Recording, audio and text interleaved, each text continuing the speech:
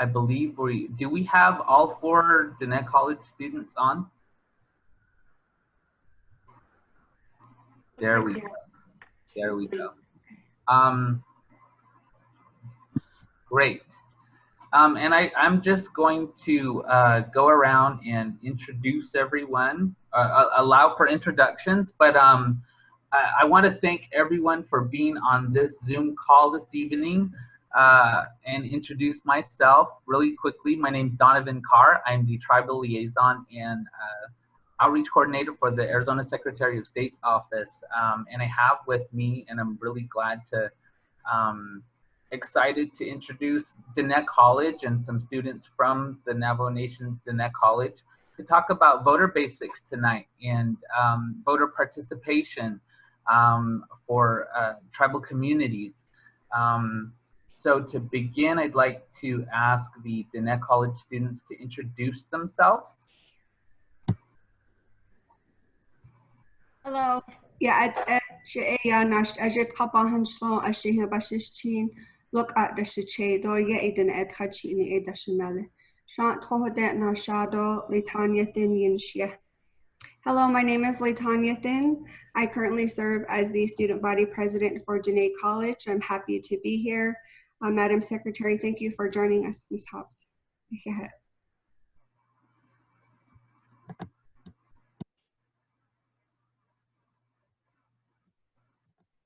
All right, Lauren Sita, you want to introduce yourself?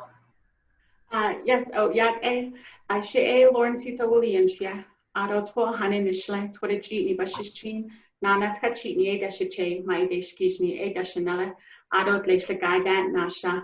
Ado, thank you very much, Madam Secretary. I look forward to this discussion. So I can see Tristan's video there. Do we have audio? You can introduce yourself.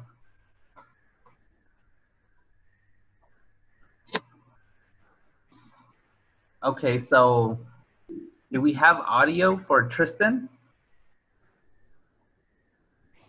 I can't hear you. Yes, I do. I got it. Okay, great. And our 4th student there, Harley. I don't see her on.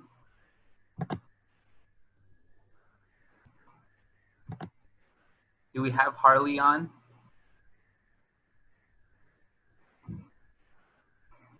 So I don't think we have Harley on, but moving along, I just want to also allow our technical director this evening, Diné College's Director of Legislative Affairs, Crystal, to introduce herself, and then we'll move along to when we get Harley's connection there. Hi, everyone. Hi, Secretary Hobbs. Thank you for affording us this time, and we look forward to this collaboration with your office on voter outreach and education, and we're happy to help with anything you need. Thank you. Harley, do you have connection there to introduce yourself real quick? Oh, yes.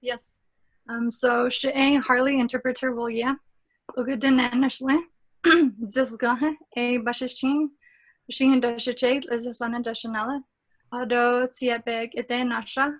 So good evening, everyone. Thank you, Secretary Hobbs, for including us and reaching out. And I think that's everyone. Secretary, you want to just introduce yourself really quickly? Of course, we know who you are very well. Sure. Thank you so much. I'm really excited to participate in this. It really fits in with our office's goal to work to engage more people in the democratic process through voting. So thank you all for being here. I've been in office for just over a year and a half. And it's been a particular focus of my administration to make sure that we are working better with tribal communities to increase their participation in our elections. So this is a really important part of that, and I'm really glad that all of you are able to be here. Thank you.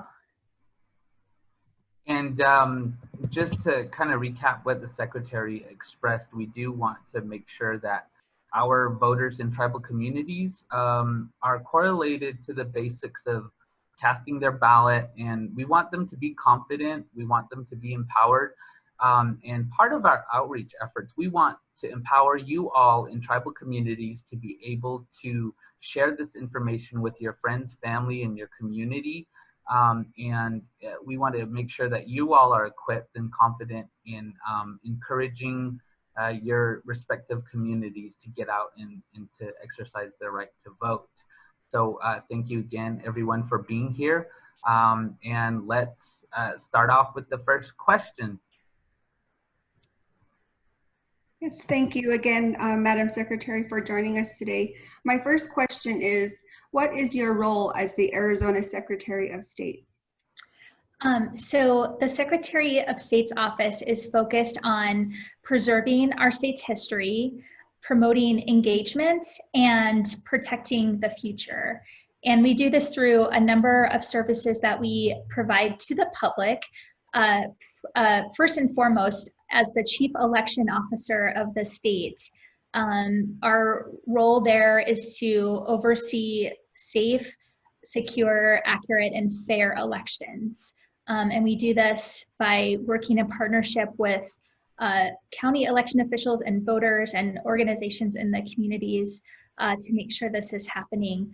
And we also work to engage more people in the process through making voter registration more accessible and providing information and tools that voters need to be able to participate.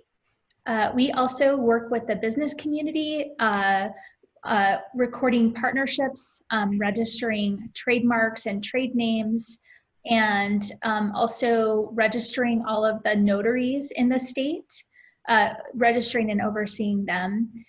We also house the Arizona State Library, archives, and public records, and that's an important tool for preserving history as well as providing access to the public to all of that information and records.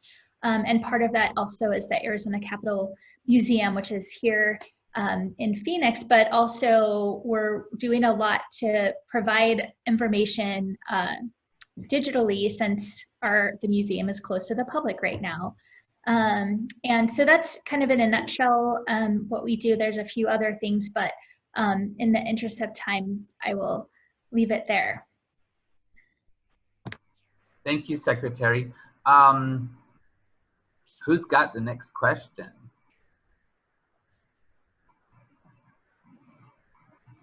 Oh, Harley, I think you're muted. So the second question I have, Secretary, is for many young people, this will be their first time voting. And so how do they register to vote? And what should they bring to the polls? That's a great question. To be honest with you, voting should be a lot easier than it is. And it's been a goal of my office to help remove some of those challenges to accessing our elections. And it's not just for first-time voters that it's confusing or difficult. There's a lot of voters that have challenges. And so it's a really important question. Voters really need to be equipped with the information that they need because they need to make sure that you have the right ID with you if you're going to the polls, or that you know where to go and that you're at the right polling place so that your vote is actually going to count. So we have a website, arizona.vote, and you can really get everything you need to register and to vote in Arizona through that website. So that is probably the most consolidated place for all the information. There's a lot of other places you can go to, but we just want to provide that one stop for all the information you need. And it's really important that you're getting your information about the elections from reliable sources like an official website like arizona.vote or the websites of your other election officials like in your counties. There's a lot of fake information out there intended to really just throw things into chaos and undermine confidence in the institution of our election. And so getting your information from a source like arizona.vote is really important. and in Arizona, you also have a lot of options to vote. So you don't have to go to the polling place on election day. There's a lot of different ways you can vote early, either in person or by mail. And so you can find all that information at arizona.vote as well. Thank you, Secretary. Great, thank you. So similarly, the ballot information is pretty overwhelming. How do I approach it when I do not know where to start? Yeah, this is also a great question, and it's not just first-time voters that feel confused about this. If you vote by mail, then you receive your ballot 27 days before the election. So you have a lot of time to, look at all of the information and consider your positions and, do that in the comfort of wherever you are receiving that ballot. If you don't vote by mail, you will receive from your county election officials a sample ballot that also gives you the time to look at all the information ahead of time. The sample ballot will look a lot like a regular ballot, but you can't vote on it. So it has all the information. And you will also receive every registered voter will receive from the Clean Election Commission a pamphlet that has all of the candidates, the state and the federal candidates, and information that they choose to share with voters. And you'll receive that at your address, but also you can find that information online at the Clean Elections Commission. And then for the general election in November, that ballot includes all of the ballot initiatives and all of the judges. And our office will send every registered voter a publicity pamphlet that has information about those ballot initiatives and about the judges. And that also is available online as well. So in case you don't get that in the mail. And then once you receive either your ballot or your sample ballot and you see what candidates you have to choose from, those candidates all have websites as well. And so you can, look for their information to do more research on your own as well. But those publicity pamphlets that you'll receive is a really good place to start. Thank you, Secretary. And that actually brings up another aspect of voting that we hear about a lot. We hear about pre-registration. Can you tell us a little bit about that? Yeah, so to vote anywhere in the United States, you have to be 18 years old. And some states, Arizona is one of them, allow you to pre-register. So if you are going to be 18 by the general election on November 3rd, you can register to vote now. And so you'll have all of that out of the way. You don't have to worry about the voter registration deadline and missing that or anything. You can register to vote now as long as you'll be 18 on that general election date in November. Thank you, Secretary. Thank you, Secretary Hobbs. My first question is, many Indigenous people are away for school and work and cannot travel home to vote, especially during this pandemic. How can these individuals who do not have access to their post office box cast their ballots? Yeah, so you can receive your ballot by mail if you're a registered voter in Arizona at any address that you choose. So if you're going to be out of the state for the election, or if you're going to be at a temporary address at your school, you can get that early ballot at that temporary address just by contacting your county recorder's office. But you don't have to remember that website. Just go to arizona.vote to find that information. Thank you, Secretary. For people that are out of state, that holds true as well? Yes, if they're a registered voter in Arizona and they're just at the out-of-state address for the election, yes, they can get their, and even if it's, for the semester as a student, you can still get your early ballot at that address. And there are some timelines for that. So for the primary election in August, you do have to make that early ballot request by July 24th. Again, by going to your county recorder's office or finding it on arizona.vote. Thank you, Secretary. Thank you, Madam Secretary. My second question, as you may know, in many tribal communities, we revere our elders and treasure them as keepers of our culture and language. I know my grandparents and parents vote, and they're used to voting in person, but I don't want them to leave our home now with the current pandemic. What can I do to help them vote in this election? Well, that's a great question and such an important issue. I think one reason that a lot of community members, particularly those who speak only Navajo, go to the polling place is for assistance with language.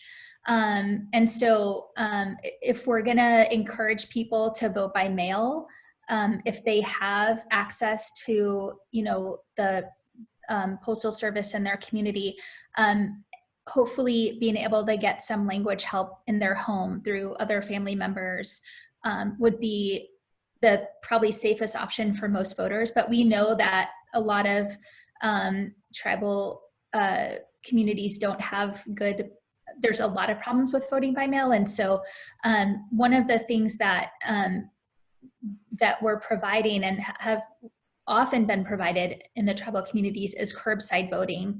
And so that's an option when somebody goes to the poll to request that. So someone comes out to your car instead of you having to go into the polling place.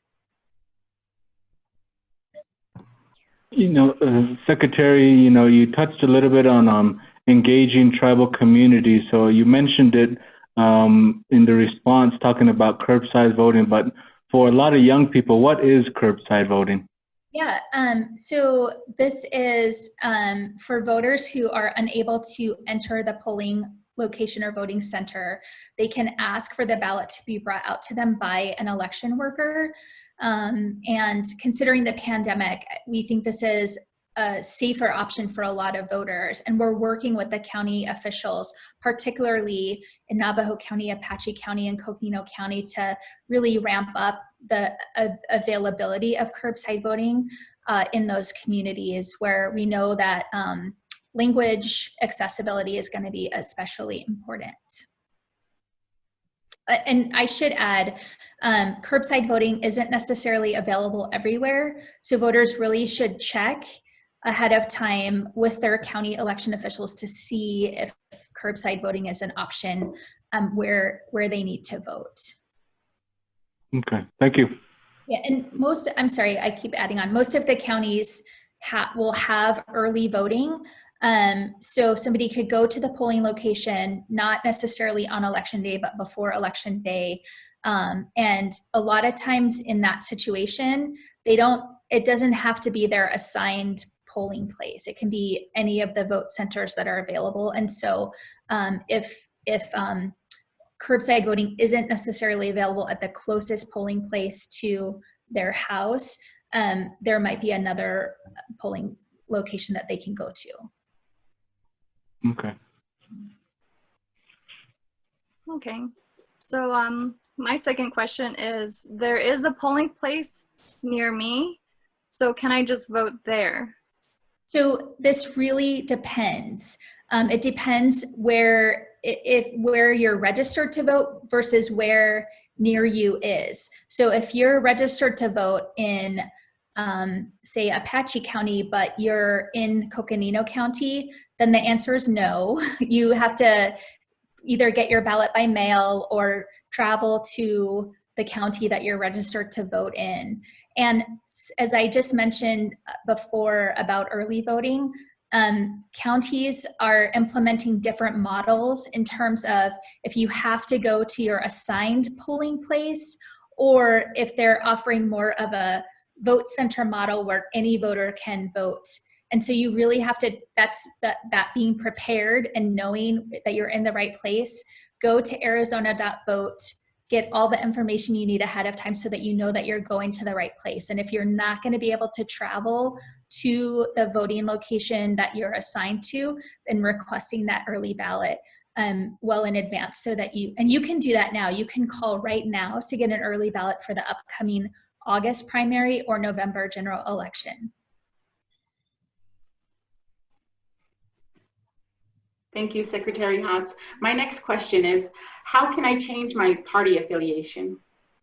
Yeah, so you can update any of your voter registration information by going to arizona.vote and clicking on the voter registration tab.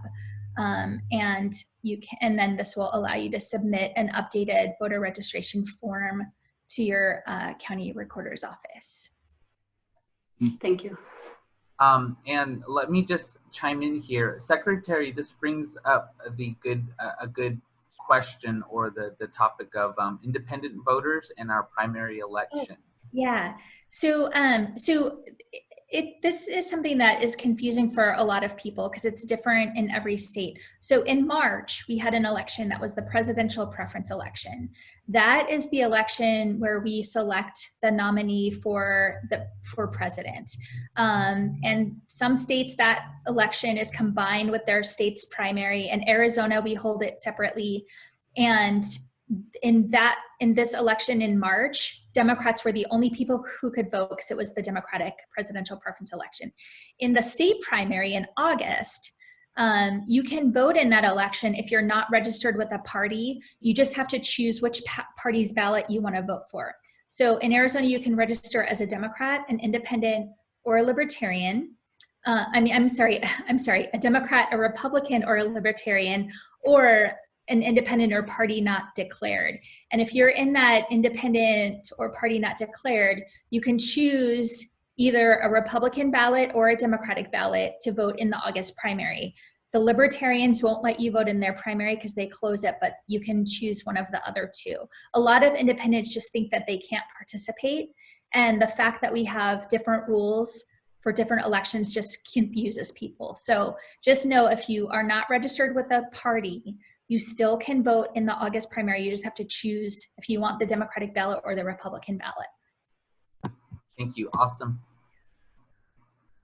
Thank you for your response, Madam Secretary. So as a follow-up question to my previous one, more specifically with the current pandemic, what does voting look like this year? Well, as I mentioned earlier, voting sounds like it's really easy, but it often, when we get into it, it's very complicated, and it takes lots and lots of preparation from our office all the way down to the local election officials, preparation and also partnership. And we've been working to partner with the county election officials as well as the tribal communities to address what we already knew were going to be challenges in this election year, but now on top of that, the challenges of holding an election safely and accessibly in the middle of a pandemic. And we've been really focused on vote by mail. We think that is probably the safest option for most voters. And we know that that option is very challenging in many tribal communities. And so we're encouraging everybody who is able to vote by mail to do that option. It is the choice of the voter to do that or not. We will have in-person voting as well. And by getting more people signed up for vote by mail, we can free up resources to focus those resources on the ground where we need to make sure that there are more in-person voting options, like in tribal communities. And so in terms of in-person voting, what we're doing to make that safer and more accessible, because I think if we make voting more accessible, it lessens chaos, and it's going to lessen crowding on election day if people can vote early, because there's a lot of options available to them. And so, so not only increasing those options, but making sure that voters have information about those options so that they can make the plan that's right for them. So we're really increasing the information that we provide to voters. We're working on a statewide campaign. We are translating the information we're producing into Spanish and into Navajo, working to make sure everybody has access to that information. And in terms of in-person voting, working with the counties are the ones who recruit the poll workers and do the poll worker training, but we're working with them to train poll workers on the extra cleaning and sanitation that they'll have to do in the polling place. We're on how to make sure people stay 6 feet apart as much as possible. Where it's possible, we're helping to find larger polling places so people can be more spread out. We are providing a lot of additional pens so people don't even have to worry about using the same pen that somebody else used. We're making sure that all of our poll workers have masks, gloves if they need them, or even face shields. And I think if the counties are able to have enough masks to be able to provide for voters that don't have their own, masks will not be required for voters in most counties, but nobody's going to require a mask to vote, but some counties are under, already an order to wear masks. And then also just, hand sanitizer and things like that. So, and I think really important on top of all of that is just really working to ensure the public that we are doing all these things so that they know that voting is safe, and they know that they're not going to have to choose between their health and their right to vote. We don't think anyone should have to do that. Thank you, Secretary. And just to follow up, I know that in our communities as Native American people, we want to make sure that we have a voter plan. We want to take all of this information and we want to explore every option and then make the best informed decision about the safest way we can cast our ballot. So, and a lot, like to echo the Secretary's recommendations, we know that we should be ready with masks for ourselves, hand sanitizers as far as we can access that. And then if we can bring our own pen, just simple things like this really goes a long way in ensuring our safety when we are voting. So, Secretary, I just want to say ahiet for taking the time to engage with us as students and especially as Indigenous voters. And moving forward, now the last question would be, as young Indigenous voters in Arizona, doing so, how do we ensure and engage our community in voting? Yeah, information is so powerful, and we're really hoping that you will help us to share this information with your communities, remind them of the importance of participation, and that our office is that trusted source of information that I talked about. And we work for you. I was elected by the people of Arizona. Our office, it works for you. And so you can reach out to us anytime. And I mentioned the Arizona.vote website, but you can also reach us by phone at 1-877-THE-VOTE. So please, reach out to us with your concerns or questions, and because we're here to help you exercise your right to vote.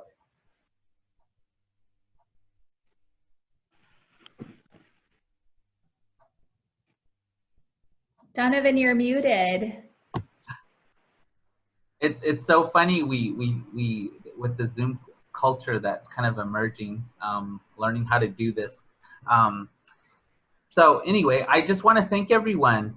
Thank you, Secretary, for making time to speak with our tribal communities. And to you, Navajo students, we appreciate the questions. It's these kinds of dialogues that's going to ensure every Arizonan's right to vote in our voting ability in our tribal communities. So thank you, and to everyone.